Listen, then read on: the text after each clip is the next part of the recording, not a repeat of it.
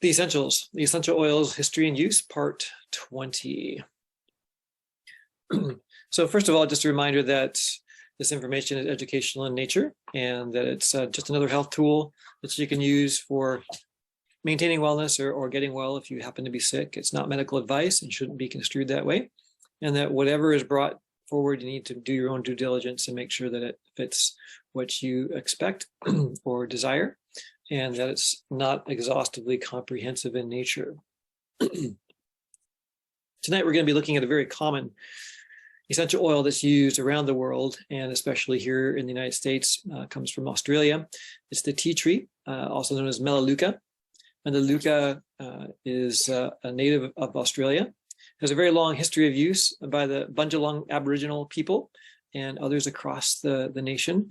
It's a well-known oil, especially for its antiseptic properties. The Americans actually became introduced to it during World War II when the Australian military was using it. Their soldiers would put a couple drops in water, use it for wound care, also ingestion for helping with their illnesses and sickness and wound treatment. So that's when the West became aware of the valuable properties of the tea tree. It's been studied for over 70 years, has a long history of being studied for its various therapeutic and beneficial properties. It's a powerful agent against bacteria, fungi, viruses, and has a host of other things that we'll talk about that are its benefits. The part that's used are the leaves, and the oil is extracted through a steam distillation process. So you can see a grove of the tea tree there on the left, and presumably those are tea trees in the background, perhaps of the Bundjalung Aboriginal people, which this is a picture of them during their early history. So the bioactive compounds are the alpha and gamma terpenes, and you can see that they're actually a derivative of alpha pinene, and that's just a synthesis diagram there on the right. And the difference between the alpha and the gamma is the position of the double bonds. So the very first one in the third column down, the ring structure, you can see the double bonds are opposite each other in the octagon. Actually, it's not an octagon. It's a six-sided figure and hexagon. And then over on the far right, you have the alpha, and they are one carbon apart. So the functional groups are methanes, CH3s, at the end of those side chains, and all the other places are filled by hydrogens. So the double bonds, just that simple change, double bond, noted by the designator in the front, gives it a completely different bioactivity. Then we have terpenin 4-ol, and that basically just tells us that it's an alcohol, and it's telling us that it's on the fourth carbon of the chain. And that's what the 4 stands for as far as the nomenclature of biochemistry. And then P-cymene, again, that's another name, and it's referring to the fact that there are 3 double bonds within the ring as opposed to just 2, and their positioning within that ring. But they have different bioactive activities based on their structure. So in all of science, structure and function go hand in hand, and it doesn't take very subtle changes. It can have profound changes in a bioactivity or structural impact on physiology of living systems. So some key properties. The antiseptic property is well known. Antibacterial is a part of that. Antifungal can have a component of that as well. Antiparasitic, antiviral, analgesic, so it has some pain-killing qualities, and also can function as a decongestant. It's safe for neat usage topically. There are differences of opinion on its internal use. Some say not to use it internally. However, in the research for this presentation, many of the uses were internal, and we'll actually look at that towards the end of the presentation today. And there are some schools of thought that think no essential oil should ever be used internally, period. And others that believe that there are some that have proper uses internally at different times. And there's a kind of a cross-section of opinion on that.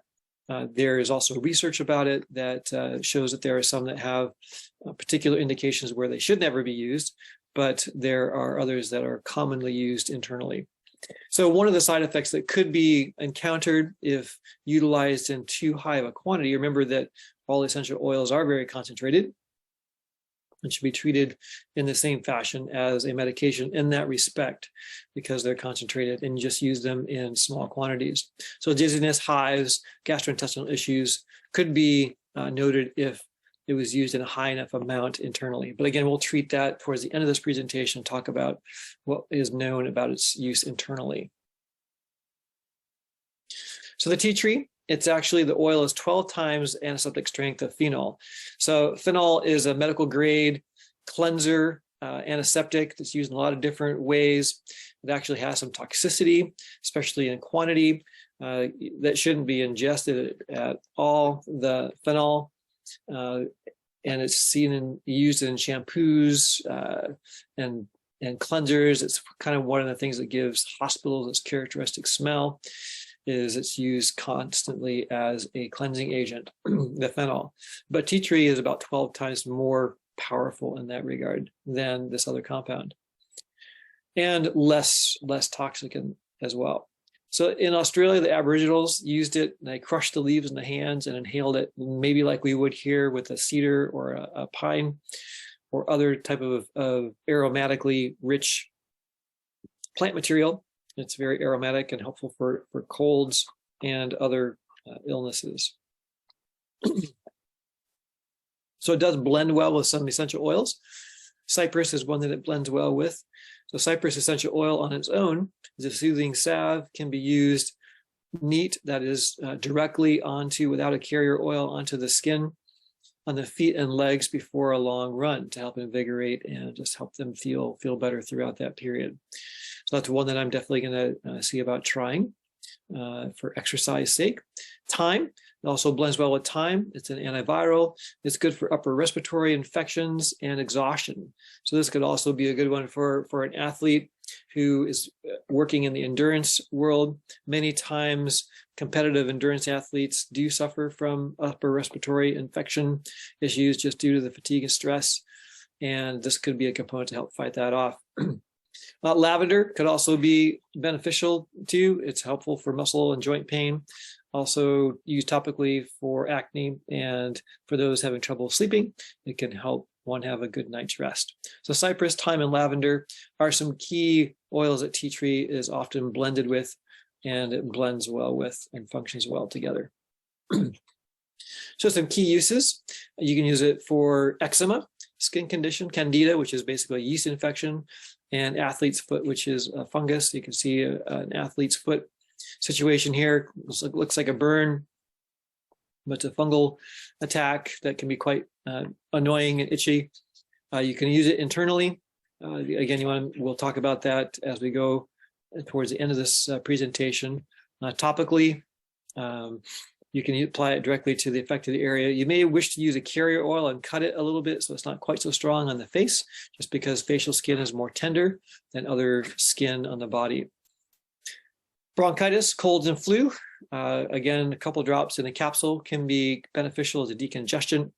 Topical rub on the throat area or even the chest, and aromatically diffusing in the room is of great benefit for those suffering from a bronchitis. That is inflammation. Itis is inflammation. Bronchi are the tubes that go down into the lungs, the larger tubes. So we have our trachea, which is the initial tube going in that we breathe in through the branches, into the left and right branches, and then down into the bronchioles, and then into the alveoli down deeper.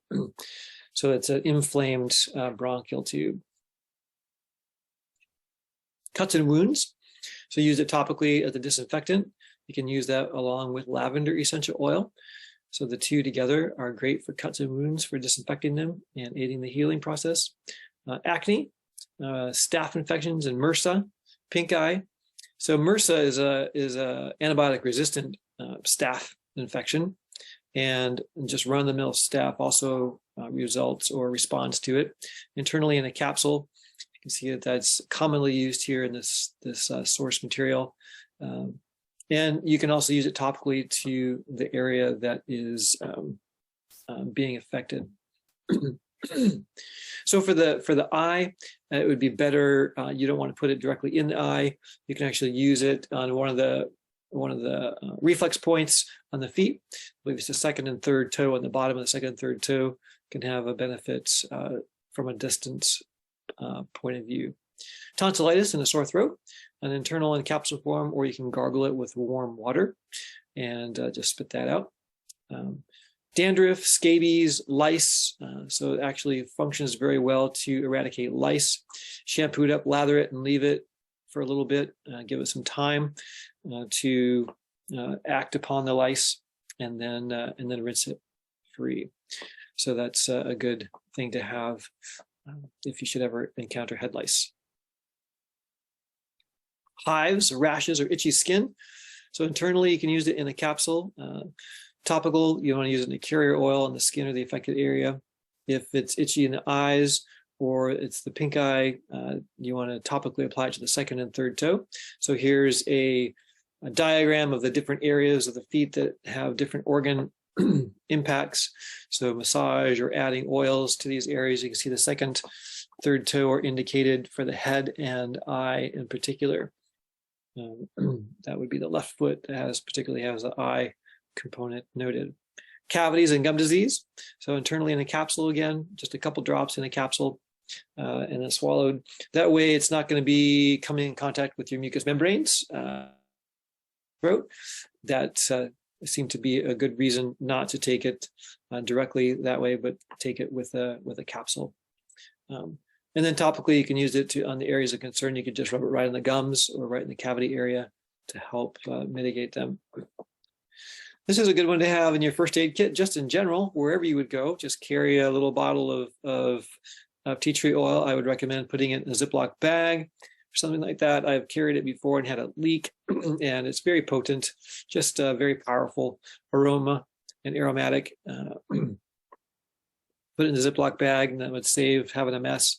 But if someone were to get injured and be in shock, you can help to reverse that shock process by putting some under the nose or along the spine. So looking at the internal use of tea tree and other essential oils too, but we're going to be looking specifically at tea tree. Just remember that all essential oils are concentrated. They're very concentrated plant material. Keep out of the reach of children. We don't want kids accidentally getting too much or putting a hot oil on that needs to be cut with a carrier oil. They just need to have guidance and direction. Treat essential oils with the same respect as a pharmaceutical drug because they are concentrated and they can have biological effects. They can be potent and powerful in just small doses. Usually we're talking just drops at a time that we're using, or a number of drops is something that's going to be mixed together and used in small quantities. So there's some guidelines on tea tree oil internal use that I found here on this website, eatbeautiful.net, why safely use tea tree oil internally. So you can go and check that out. I've condensed a few things that I picked up from that site. It turns out that all the tea tree cases of the toxicity were associated with misuse. So ingesting a large quantity of tea tree versus 1 to 2 drops in a capsule. Vast difference in volume. So you can use it in gel caps, or you can put it into your own veggie caps and ingest it that way. But the toxicity comes from misuse, larger volumes, either accidentally or just misinformed. So is the question that was asked in some initial research regarding this was, is tea tree genotoxic to human cells? So genotoxic would mean that would it have a negative effect on the DNA or the genes and cause disruption of them? And they discovered and reported that tea tree oil, TTO, is not genotoxic in vitro mammalian cells. So in vitro is a test tube test as opposed to in vivo. In vivo is in a living organism, but we can get a pretty good idea of what's going on from an in vitro petri dish study.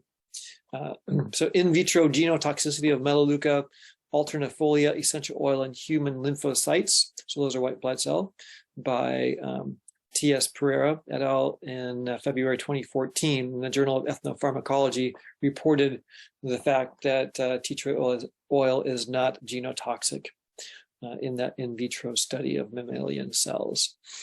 So in that regard, it is not toxic. Here are several other studies that were looking at tea tree oil. A person ingested some and within 30 minutes became ataxic and progressed to unresponsiveness, and the child gradually improved over 10 hours. So the source of that is over on the other side here, ingestion of tea tree oil by a 4-year-old boy, pediatric emergency care in June 2003. So they basically ingested a larger volume than would have normally been used. The child grabbed it. So it just is another underlining of making sure that all your medications and your essential oils, things you use medicinally, are kept out of the reach of children. A 17-month-old male child, so it's a little boy, just over a year old, developed ataxia. So basically ataxia, A means without, taxia means movement, so they couldn't move, and drowsiness following ingestion of less than 10 milliliters of tea tree oil. Okay, so 10 milliliters of tea tree oil. 10 milliliters is about what a regular bottle of tea tree oil is going to come in. That's the entire bottle. That's a lot. You're going to use that over the course of a year. So that's a very large amount to ingest. And that was noted in Melaleuca oil poisoning in a 17-month-old in Vet Human Toxicology, December of 1995. It was not lethal, so they did recover following that. Yeah. Another one, 23-month-old boy became confused and was unable to walk 30 minutes after ingesting less than 10 mils of a commercial product containing 100% Melaleuca oil. 5 hours following ingestion, the child was asymptomatic. So all the symptoms did resolve themselves in this just under 2-year-old. And again, looking at Journal of Toxicology and Clinical Toxicology in 1994. But again, 10 milliliters is just about an entire year's worth of usage. I mean, I have a bottle that's maybe 15 mils, and I've had it for several years. So it's not something you use every day in a large amount.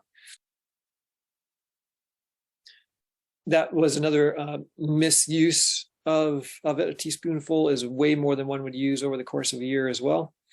Another person lapsed into a coma for 12 hours after ingesting half a cup of pure tea tree oil.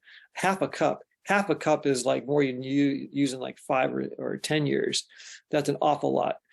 Suffered disturbances of unconsciousness for another 36 hours. So this is from the Scientific Committee on Consumer Products, European Commission. So when they're talking about toxicity of tea tree oil, it's gross misuse, as you would find with almost anything. If someone drank half a cup or swallowed half a cup of baking powder, that would probably have some pretty profound effects too. There are a lot of different things that would have significant toxicological effects taken in the quantities that are above and beyond their normal usage. So we're talking for tea tree oil, a couple drops at a time, or up to 5 to 10 drops mixed in something that is used in small quantities over time, as opposed to half a cup or 10 mils at a time, things that would be used over the course of many months to several years at a time.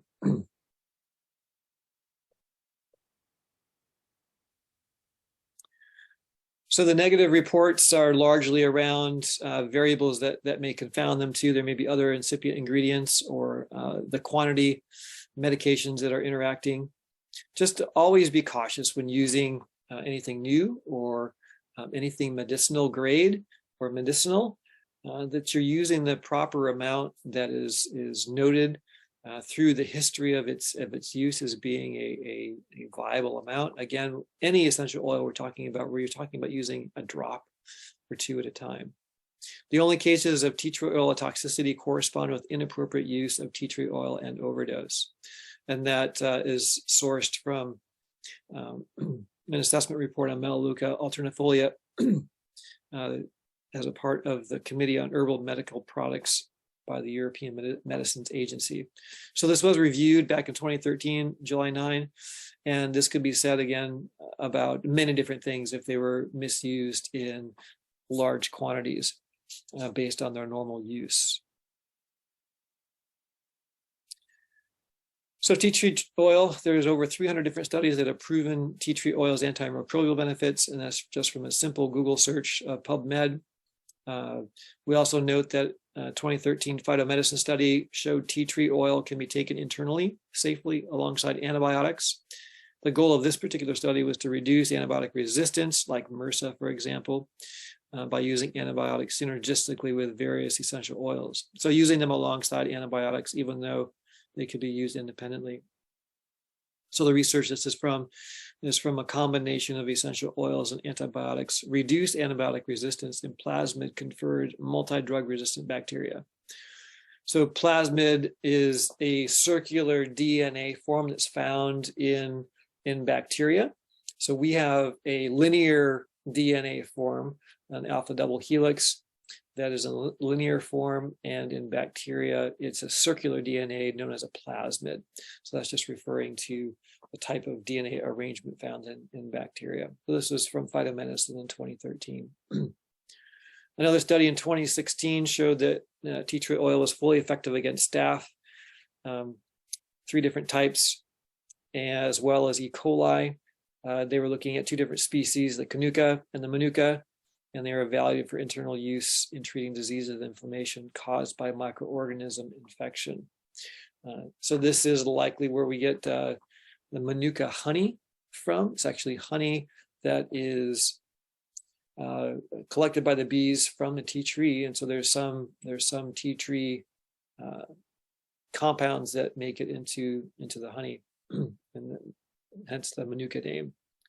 So investigations of Canuka and Manuka essential oils, and that's essentially 2 different species of tea tree oil, for in vitro treatment of diseases and cellular inflammation caused by infectious organisms from the Journal of Microbiology and Immunology infections in 2016 in February.